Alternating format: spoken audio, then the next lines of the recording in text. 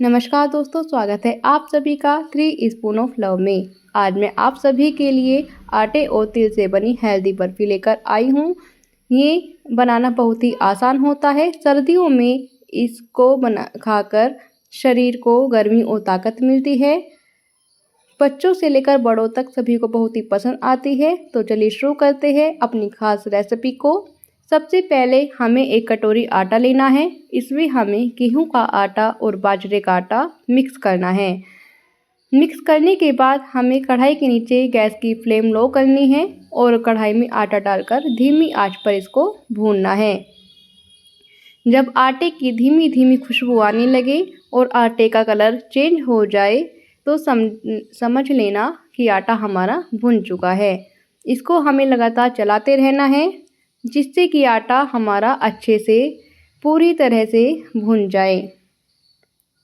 तो हमारा आटा बिल्कुल बढ़िया परफेक्ट भुन चुका है। इसका कलर भी बहुत ही बढ़िया आ रहा है। इसके बाद हमें एक छोटा कटोरी यहाँ पर तेल लेने हैं और इसको हमें कढ़ाई में से आटा निकालकर इसी कढ़ाई में हमें भून लेना है। जब अच्छे से तेल का कलर चेंज हो जाए और तिलों की भी खुशबू आने लगे तो हमारे तिल भुन चुके हैं। बस हमें करना क्या है, हमें इसको लगातार चलाते रहना है। तिल को भुन जाने के बाद मैंने इस कढ़ाई में मावा निकाला था और इसी कढ़ाई में हम चाशनी बनाएंगे। 1 कटोरी चीनी और आधा गिलास पानी हमको यहाँ पर कढ़ाई में डालना है। फिर इसको लगातार हमें चलाते रहना है जब तक चीनी अच्छे से घुले नहीं। इसको लगातार चलाते रहे। हमें गैस की फ्लेम को मीडियम रखना है, ना तो ज़्यादा तेज़ रखनी है और ना ही कम।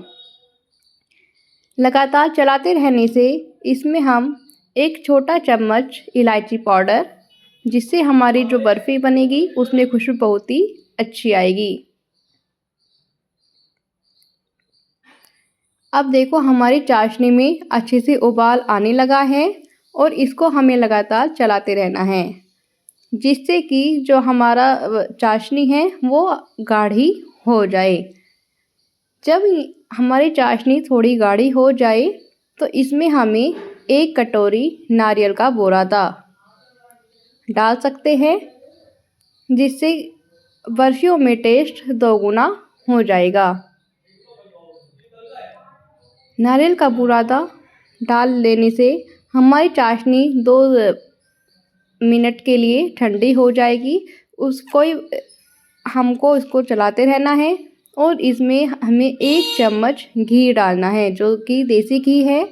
इससे क्या होता है, घी डालने से कि हमारी जो बर्फ़ी है वो सॉफ्ट बनेगी और बिल्कुल भी सख्त नहीं बनेगी। घी डालने के बाद हमें यहाँ पर जो हमने तिल भुने हुए थे उसमें से थोड़े तिल को बचा लेना है और बाकी सभी तिलों को हमें चाशनी में डाल देना है। अच्छे से मिक्स करने के बाद अब हमने आटे को, जो भुना हुआ आटा है उसको हमें चाशनी में डाल देना है और लगातार इसको चलाते रहना है जिससे कि चाशनी में आटे से बनी कोई लम्स ना रहे। लगातार चलाते रहने से जब हमारा आटा अच्छे से चाशनी में लिपट जाए और भुन जाए तो ये हमारी कढ़ाई छोड़ना शुरू कर देता है। इसको लगातार चलाते रहे और देखो हमारी कढ़ाई छोड़नी आटे ने शुरू कर दी है।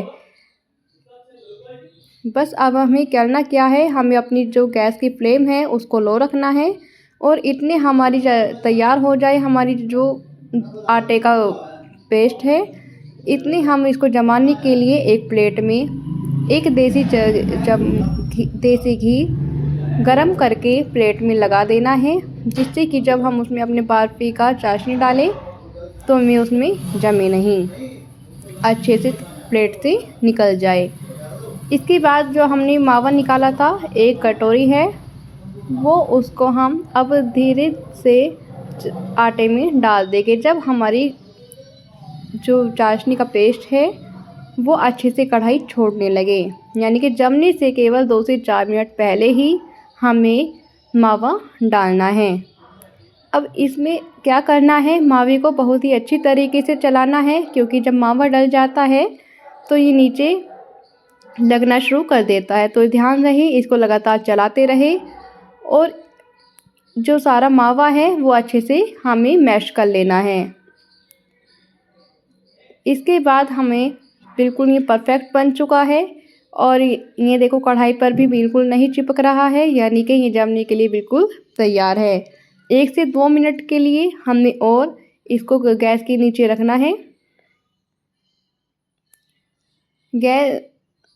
फिर हमें गैस की फ्लेम को बंद कर देना है और इसको 2 मिनट के लिए कढ़ाई में ही चलाते रहना है, जिससे कि जो इसका जो टेम्परेचर है वो थोड़ा बहुत 10 से 20% नीचे आ जाए। इसके बाद हमें जो हमने प्लेट में घी लगाया था, अब उसी प्लेट में हमें जो अपना पेस्ट है आटे का वो इसमें लगा देना है। अच्छे से निकालने के बाद हमें थाली में अपनी इसको अच्छे से फैला देना है। ये अभी बहुत ही गर्म हो रहा है, ध्यान रहे आपके हाथों पे ना लगे। इसको अब हम अच्छे से पलटी की सहायता से फैला दिया है और इसका जो हमें जो वेस्ट इसमें छलनी में लगा है उसको हम चम्मच की सहायता से निकाल लेंगे। निकालने के बाद अब जो हमारे बचे हुए तिल थे, जो हमने ये भुने हुए तिल थे जो हमने रोक लिए थे, अब उसको हम गार्निशिंग के लिए अच्छे से इसके ऊपर लगा देंगे। लगाने के बाद अब हम इसको धीरे धीरे से हाथों की सहायता से प्लेन कर देंगे।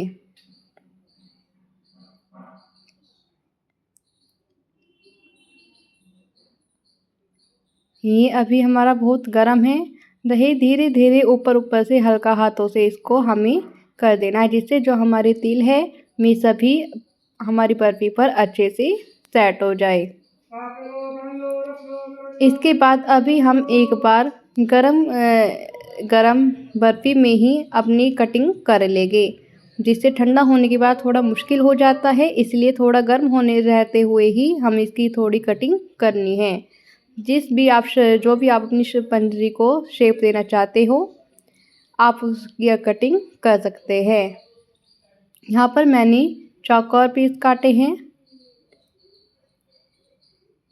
इसके बाद अब हम इसको रूम टेम्परेचर पर आने के लिए रखकर छोड़ देंगे।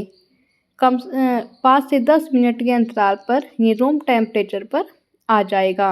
उसके बाद हम देखेंगे यहाँ पर ज़्यादा गर्म नहीं है, अब हमारी ये ठंडी हो चुकी है। अब हम कटिंग करके एक एक पीस को यहाँ पर रख लेंगे। ये बहुत ही आसान तरीके से और बिल्कुल भी हमारी थाली में नहीं चिपक रहा है, बिल्कुल बढ़िया हमारे पीस निकले हुए हैं। इससे जो बिल्कुल सॉफ्ट है, बिल्कुल भी सख्त नहीं बनी है और बहुत ही बढ़िया बने हैं। हम सभी पीसों को ऐसे एक एक करके निकाल लेंगे,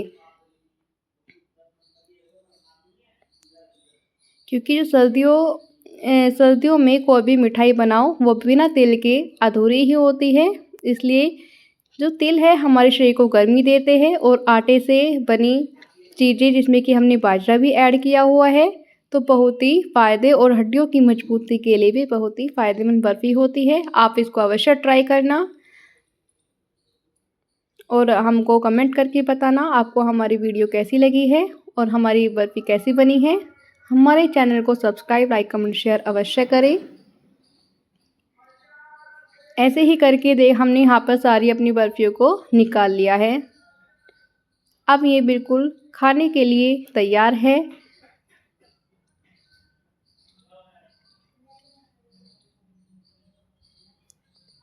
इसके बाद हम अपने जब हमारी सभी बर्फ़ी उतर जाए तो हम इनको एक प्लेट में तैयार करके रख देते हैं।